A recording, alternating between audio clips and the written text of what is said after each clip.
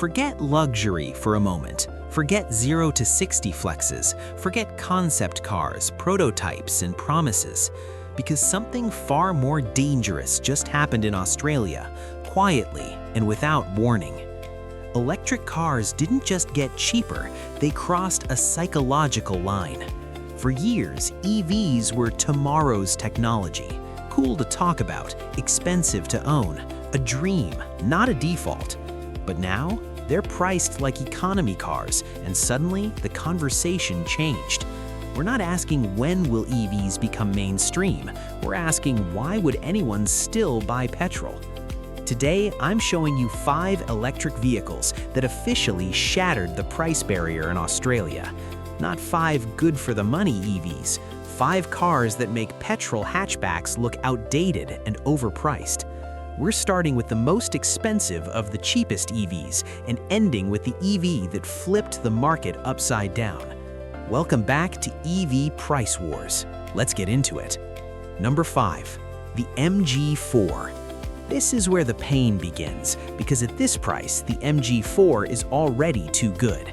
It starts at roughly $36,000 in Australia, which makes it the most expensive on this cheap EV list, yet it still undercuts a whole line of petrol hatchbacks before the race even starts. But let's be clear, this isn't a checkbox EV built just to say, we have one. There's nothing disposable or half-baked, and slow? Not even close.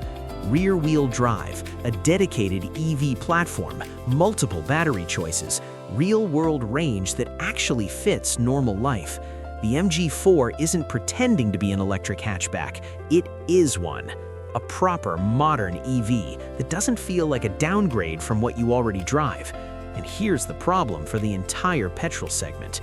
If this is what $36K buys you in battery power, petrol hatchbacks can't compete anymore.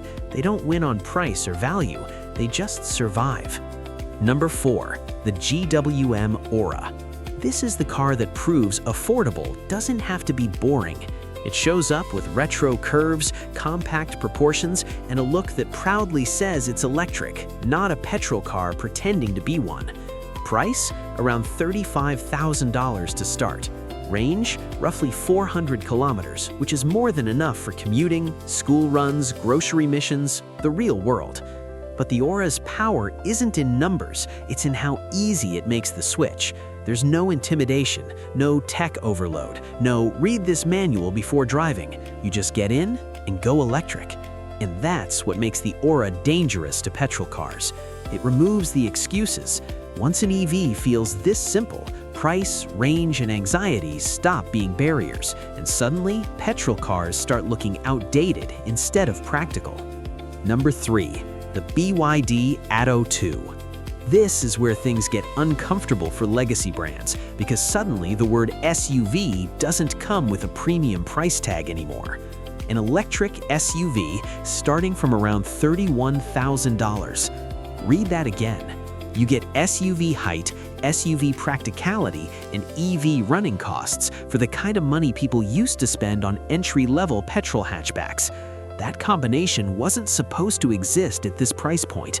And here's the twist. The Atto 2 isn't trying to wow you with gimmicks or wild styling. It's playing a smarter game. It looks familiar, it feels familiar, it functions like every family SUV you've ever known, just without the constant fuel bills. And that's exactly why it's dangerous. Because once an EV feels this simple, price, range, and anxiety stop being barriers, and suddenly petrol cars start looking outdated instead of practical. Number 2, the BYD Dolphin. This is the car that forced Australia to take EVs seriously, because when the Dolphin landed with a starting price of about $29,990 before on-road costs, the entire conversation flipped instantly. That number didn't just make headlines, it broke the mental barrier that kept EVs in the future tech category. And here's why it hit so hard. The Dolphin isn't a novelty, it isn't a limited-range commuter box, it isn't something you buy just to say you own an EV. It's a real car. Real space for families and daily life, real range that works outside cities, real usability where the only learning curve is remembering you don't need fuel anymore. For For thousands of buyers, this was the moment the maths did themselves and Petrol stopped making financial sense. Because once an EV becomes normal under 30 grand, the excuses disappear. And now, number 1, the car that didn't just shake the market, it snapped it in half. The BYD Atto 1. Australia's cheapest electric vehicle, starting from around $23,990. Read that slowly. A brand new electric vehicle, priced lower than many petrol hatchbacks that still burn fuel and charge extra for basic features. Is it small? Yes. Is it simple? Absolutely. But here's the part that matters. Gets you to work and back, owns the city commute, costs almost nothing to run, never needs a fuel stop again. This isn't an EV that competes with petrol, it erases the argument. Because once electric becomes cheaper than petrol at the entry point, the shift doesn't happen over years, it happens overnight. The excuses disappear, the market doesn't evolve, it breaks and rebuilds around a new reality. So here's what just happened. Australia didn't just get cheaper EVs, it crossed a line you can't uncross. Because the moment electric starts competing on price, not promises, the conversation shifts from future technology to why am I still paying for petrol? And now the question is simple. Which one are you choosing? If these EVs were parked next to petrol hatchbacks at the same price, would you honestly still walk toward the pump? Tell me your pick in the comments. I want to know what shocked you the most.